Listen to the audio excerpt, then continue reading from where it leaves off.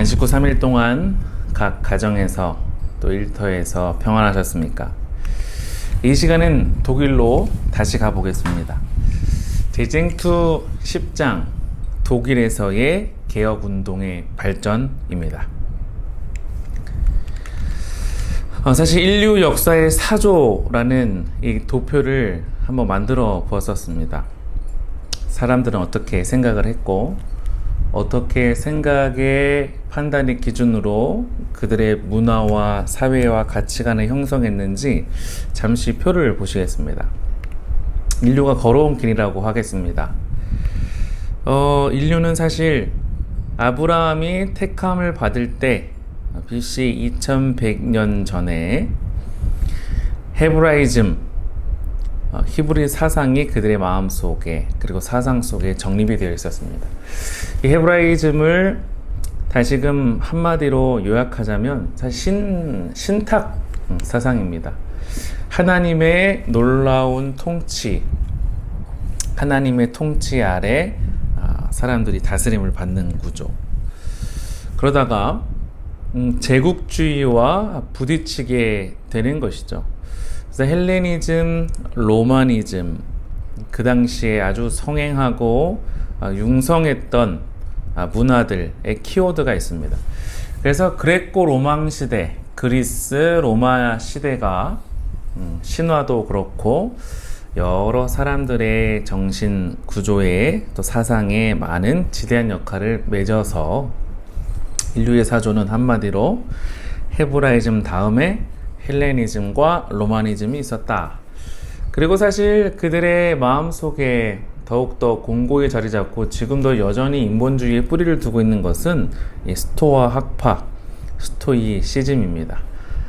아리스토텔레스, 소크라테스를 비롯한 수많은 유수한 그리스의 철학자들이 그들의 사상을 정립하면서 이 사람들의 정신과 가치관을 형성하는 데 아주 중요한 역할을 하게 된 것입니다. 그러다가 이 모더니즘, 계몽과 인본주의가 쫙 이렇게 언제입니까? 사실 종교암흑 시대 이후 그들은 로마 교황권에 정말 신물이 나서 다시 한번 르네상스, 부활을 경험하게 됩니다. 하지만 그 인본을 강조했지만 언제요? 세계 양차 대전, 1, 2차 대전을 겪으면서 사람의 이성은 더 이상 판단 기준이 아니다 라고 해서 포스트 모더니즘 그리고 지금 이후에 사상까지 이어지고 있습니다. 그런데 그 종교적인 관점에서 니체는 19세기 바로 직전 1900년에 생을 마감했고 그런 신은 없다라고 무신론이 팽배했던 시대에 하나님은 니체 태어나기 직전 17년 전 그리고 니체 사후 15년 후 하나님은 89세 거의 한국 나이 90세에 가까운 엘렌 화이트를 선지자로 택하셔서 하나님의 말씀 살아있는 주님의 복음을 전하게 하십니다. 그 전에 사실 이미 웨슬리가 있었고요. 18세기 정말 이 감리교의 창시자 메소디스트의 기원이라고 할 수 있는 웨슬리가 있었고 그리고 그 전에 칼뱅이 16세기 그리고 우리가 처음 종교개혁 시리즈의 대쟁투에도 나왔던 것처럼 종교개혁의 샛별이라고 불릴 수 있는 위클리프가 있던 것이죠. 하지만 의의 원수 또 사단은 결코 그것을 호락호락하게 생각하지 않았기 때문에 AD 538년부터 1798년까지 사람들의 정신을 장악한 그리고 사람들의 모든 일거수일투족을 하나하나 감시하게 만들어버린 종교암흑 시대로 그들을 구렁텅이로 내쫓게 되는 것입니다. 이런 상황 속에서 우리 수원중앙 올해 100주년입니다. 1922년부터 우리는 다시금 엘렌 화이트 그리고 수많은 사람들이 우리의 마음속에 자리 잡고 있는 이 이기심과 불신의 모든 씨앗들을 제거하기 위하여 우리는 복음의 사자들, 새천사의 기회를 전한 하나님의 복음의 통로가 되었다는 것이죠. 이것은 이제 인류의 사조라고 할 수 있습니다. 이렇듯 하나님께서 한 사람, 곧 아브라함을 택하셔서 언약의 관점으로 세상의 모든 역사를 대신 해서 대가를 지불하고 사다, 구속의 키워드로 풀어내셨습니다. 그래서 우리 구속의 역사 대쟁투, 각시 대쟁투 시리즈의 청소에 보면 하나님이 피의 이 놀라운 희생과 헌신이 고스란히 아브라함부터 아니요, 그 전 창세로부터 죽임당한 어린 양부터 그 키워드를 풀어낼 수 있습니다. 의의 원수 사단 어떻습니까? 아까 봤던 것처럼 인본주의, 사람의 이성, 사람의 이 지식이 끝까지 간다. 이것이 판을 치죠. 명확한 기준 없이 이 모던, 인본에서 포스트 모던, 즉 카오스, 혼돈이 되어버립니다. 진리라는 것은 변함이 없는데 진리의 상대화라는 말이 생겨났어요. 진리가 어떻게 상대적이 됩니까? 진리는 유일하고 변함이 없어야 되는데 마치 이것이죠. 등산론이라고 해서 너는 산을 탈 때 너는 동문, 나는 북문, 너는 서문, 너는 꼴짜기, 너는 직진 해도 우린 다 같이 정상에만 만나면 된다, 이 말입니다. 이것이 진리의 상대성, 포스트 모더니즘, 21세기를 살아가는 우리의 수많은 사람들의 정신입니다. 성도님 여러분, 이런 시기일수록 우리는 말씀에 기초하여 깨어나야 합니다. 모든 표준을 살아계신 하나님의 말씀으로 해야 한다는 말씀이죠. 그렇다면 루터가 살던 시대는 어땠을까요? 대쟁투 186페이지입니다. 그가 있을 때 이루어지지 않았던 일이 그가 없는 동안에 완성되었다. 다른 동역자들은 그들의 위대한 지도자가 없어진 지금의 새로운 책임감을 느꼈다. 그들은 새로운 신앙과 열심으로 이미 시작된 고귀한 사업이 중단되지 않도록 그들의 온 힘을 다하여 추진해 나갔다. 사실 이 사단의 대리자들은 이 루터가 시야에서 사라지면 그가 꿈꿔왔던 수건 사업이 물거품 될 줄 알았습니다. 이 극심하게 또한 거짓 선지자들이 방해한 것도 사실입니다. 그래서 계속 이어서 보면 이 사단은 참된 개혁 사업 대신으로 거짓 것을 일으켜서 사람들을 속이고 멸망시키고자 했다. 마치 그리스도 교회의 제1세기에 많은 거짓 그리스도가 일어났던 것처럼 16세기에도 허다한 거짓 선지자들이 나타났다. 하지만 하나님께서는 포스트 루터 이외에도 제2, 제3, 제4 하늘 말씀을 수호한 진리의 무장, 빛과 소금의 군대를 일으키셔서 하나님의 원대한 계획을 한치의 오차 없이 실행해 나가십니다. 이것을 우리는 신실, faithfulness라고 말을 하고 있는 것입니다. 거짓은 금방 탄로나게 되어 있습니다. 사단의 권모술수는 드러나게 되어 있는 것입니다. 그리고 드디어 루터가 운둔의 생활을 마치고 복귀합니다. 어디로요?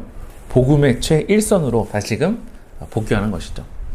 대쟁투 189페이지에 광신주의와 거짓 선지자들의 활동이 복음 사업을 방해하자 루터는 신변의 안전을 무릅쓰고 비텐베르크로 돌아왔다. 그리고 즉시 하나님의 말씀으로 설교하기 시작했다.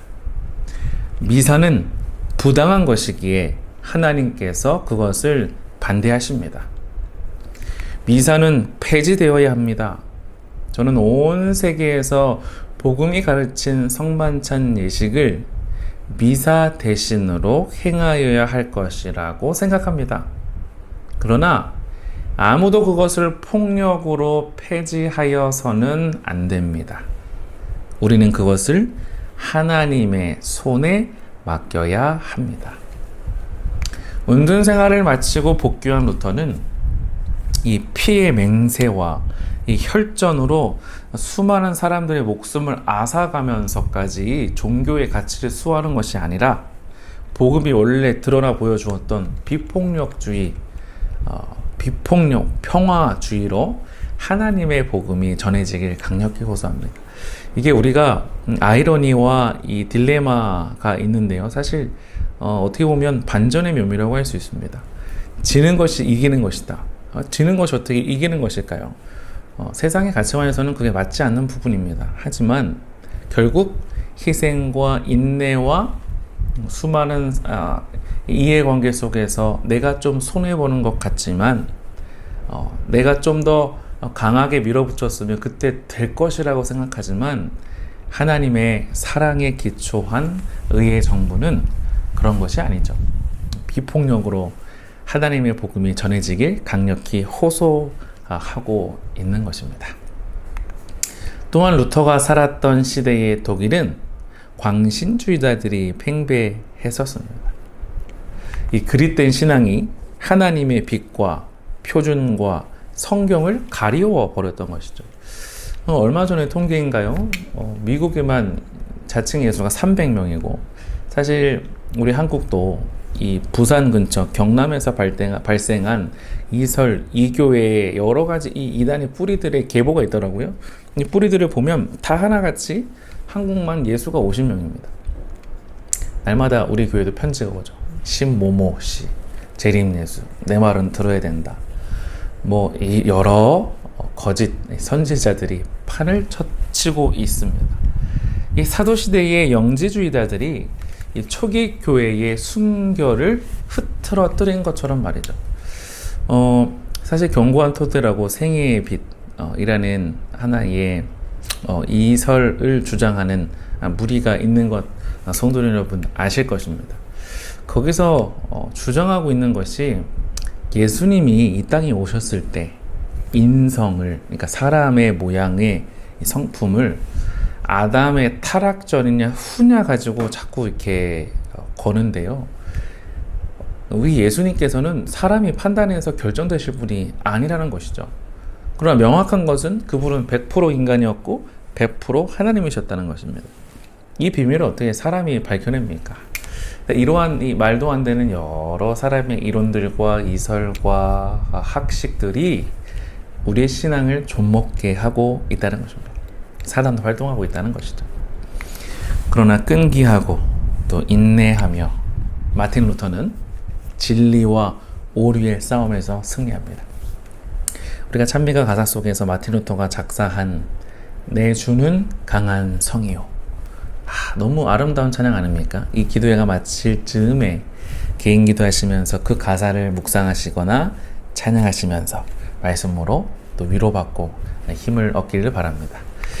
대쟁투 195페이지에 루터는 바르트부르크에서 돌아오자 신약 성경의 번역을 완성하여 독일 국민으로 하여금 자국어로 된 복음서를 가질 수 있게 하였다. 이 번역은 진리를 사랑하는 모든 사람들에 의하여 큰 기쁨으로 환영을 받았다. 그러나 그것은 사람의 전설과 사람의 계명을 택한 사람들로부터 심한 배척을 받았다. 네, 맞습니다. 하나님께서는 그럼에도 불구하고 각 시대마다 하나님의 복음의 전달자, 보존자들을 택하시고 끝까지 신실하게 뜻을 이루어 가셨습니다. 19세기, 20세기 초엽 이 땅에 조선을 이처럼 사랑했던 하나님의 마음을 품었던 선교사들이 이 땅에 왔을 때 우리나라는 참 보기 참 어려울 정도로 너무 힘든 나라의 실정이었습니다. 하지만 이러한 곳에서도 이들이 말씀에 깊이 상고하고 말씀을 통하여 더욱더 인품이 고매해지기를 바랬던 예수님의 심장을 가졌던 선교사들 때문에 지금 양화진 모역에 묻혀있던 그들의 뼈와 땀과 눈물과 정말 피 때문에 우린 지금 여기까지 온 것입니다. 시대마다 하나님은 복음의 보존자들을 택하셨고 21세기 1922년부터 우리 수원중앙교회는 하나님의 놀라운 복음의 전달자의 사명을 받게 된 것이죠. 2022년 3분기도 시작한 지 벌써 한 달이 흐른 즈음에 다시 한번 남은 무리로 택한 백성으로 살아가는 기쁨과 행복이 넘치는 이 기도의 시간 되시기를 바라면서 말씀을 마치겠습니다.